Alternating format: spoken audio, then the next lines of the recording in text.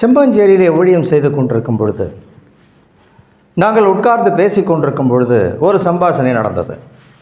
அந்த சம்பாஷணையிலே அவர்கள் என்ன கேட்டார்கள் என்றால், ஒரு வயசானவர், பிரதர், நாங்கள் எந்த சபைக்கு போகலாம் என்று கேட்டார்கள். நான் சொன்னேன், எந்த சபையும் அந்த சபைக்கு போங்கள் என்று நான் சொன்னேன்.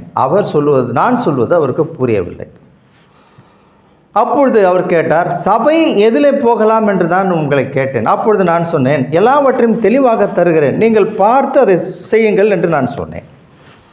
அப்பொழுது வேதாகமத்தை நான் எடுத்து இதில் வைத்துக்கொண்டு 963 இந்த பைபிளுக்கு எதிரான உபதேசங்கள் இருக்கிறது. அது பைபிளை சார்ந்தது போலவே உங்களோட பேசும்.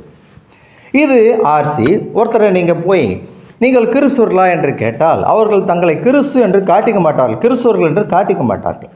நாங்கள் ஆர்சி என்பார்கள், மெத்தடிஸ்ட் என்பார்கள், பார்ட்டிஸ்ட் என்பார்கள், புரொட்டஸ்டன்ட் என்பார்கள், வெஸ்லி என்பார்கள், செவன்த் டே என்பார்கள், பெந்தகோஸ்தே என்பார்கள், நாங்கள் டிபிஎம் என்பார்கள், சிபிஎம். இப்படியாக 963 பிரிவுகளிலே ஒவ்வொருவரும் ஒவ்வொரு உபதேசத்தை எடுத்துக்கொண்டு அதிலே அவர்கள் நின்று கொண்டு அவரா இவரா என்ற ஒரு போட்டியை போட்டுக்கொண்டிருக்கிற இடத்துல நீங்கள் போய் உட்கார்ந்து அந்த போட்டியை தான் பார்க்க முடியுமோ அன்றி தேவன் என்ன சொல்லுகிறார் என்பதை உங்களால் புரிந்து கொள்ள முடியாது. அதனால் நீங்கள் என்ன செய்கிறீர்கள் என்றால், வேறு ஒன்றும் செய்ய வேண்டாம். இப்பொழுது இங்கே வந்து உட்காருங்கள், என்னிடத்தில் செய்தி கேளுங்கள், பரலோக ராஜ்யத்தில் வந்து விடுங்கள் என்று நான் சொல்ல மாட்டேன். காரணம் என்னவென்றால், அதற்குரிய தகுதி, அதை குறித்ததான விளக்கங்கள் அனைத்துமே உங்களிடத்திலே தான் உண்டு. ஏனென்றால் வேதம் என்ன சொல்கிறது? பரலோக ராஜ்யம் உங்களுக்குள் இருக்கிறது என்று சொல்லுகிறது.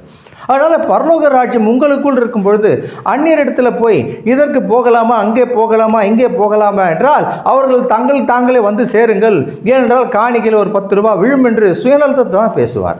அதனால் பிரியமான தேவஜனை முழங்கால் படிட்டு வேதத்தை கொண்டு உங்களுடைய சிரசின் மேல் வைத்துக்கொண்டு, ஆண்டவரே, நாங்கள் என்ன செய்ய வேண்டும், இப்பொழுது எந்த பாதையில் போக வேண்டும், இப்படி நிறைய பாதைகள் இருக்கிறதே என்று நீங்கள் கேளுங்கள். அப்பொழுது அவர் சொல்லுவார், பேதையானாலும் திசை கட்டு போவதில்லை என்று சொல்லுவார்.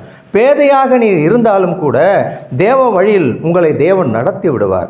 அதனாலே பிரியமான தேவ ஜனமே, கவலைப்பட வேண்டிய அவசியம் கிறிஸ்துவர்களுக்கு இல்லை. இந்த முழங்கால் உங்களுக்கு முற்றிலுமாக தேவன் செய்கிற ஒரு பெரிய அற்புதமாக இருக்கும். ஆமென். க்ளோரி.